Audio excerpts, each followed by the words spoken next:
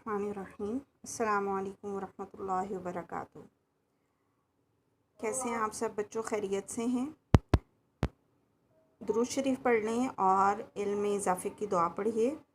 उसके बाद आज हम अपना काम शुरू कर रहे हैं सफ़ा नंबर 17 से। यहाँ पे हम दो हरफ़ी अल्फाज लिख रहे हैं बे के साथ। बे के साथ मुख्तलिफ़ हरूफ को मिला के हम अल्फाज लिखेंगे।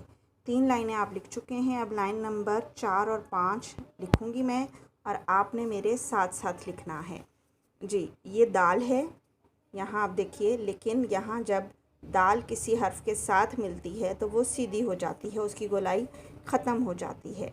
ये देखिए, यहाँ से बे की छोटी शक्ल और दाल को हम सीधा बनाएंगे इस तरह, बे और दाल इस तरह हम लिखेंगे। ठीक है। उसके बाद है बे और रे।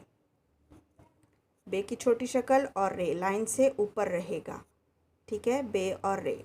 अब बे के साथ सीन को मिलाएंगे। सीन चूँकि गोल है इसलिए हम उसको दूसरी लाइन के साथ टच करेंगे, टेढ़ा लिखेंगे सीन को। यहाँ से बे की छोटी शक्ल और उसके बाद सीन के दंदाने बनाते हुए दूसरी लाइन पे हम ले आएंगे। ये किनारा ऊपर रहेगा, ये नीचे रहेगा। ठीक है। फिर देखिए, टेढ़ा लिखना है इसको सीढ़ी की शक्ल में, यूँ बे और सीन। अब शीन हम तलवार की शक्ल में बनाएंगे, उसके साथ हम बे की छोटी शक्ल को मिलाएंगे, यूँ ऐसे, बे और शीन। नुक्ते आपने अलग अलग और वाज़ेह लगाने हैं। ठीक है। फिर देखिए, बे और शीन गोल शक्ल को दूसरी लाइन के साथ टच करेंगे। उसके बाद है बे और स्वाद। ये बे की छोटी शक्ल बनाएंगे, यहाँ आगे उसकी स्वाद की आंख बनाएंगे और फिर गोल शक्ल को दूसरी लाइन से टच करके यहाँ ख़त्म कर देंगे।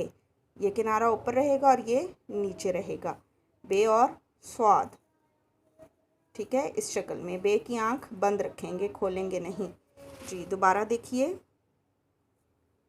बे और दाल, बे और दाल, बे और रे, बे रे। साथ साथ आपने पढ़ना भी है और साथ साथ लिखना भी है। Basin, basin. उसके बाद है बेशीन, बेशीन। शीन के नुक्ते आपने अलग अलग और वाज़ेह लगाने हैं। उसके बाद है बे और स्वाद, बे और स्वाद। जी, 5 लाइनें मुकम्मल हो गई। अब इस सफ़े पर आपने आगे लिखना है घर का काम।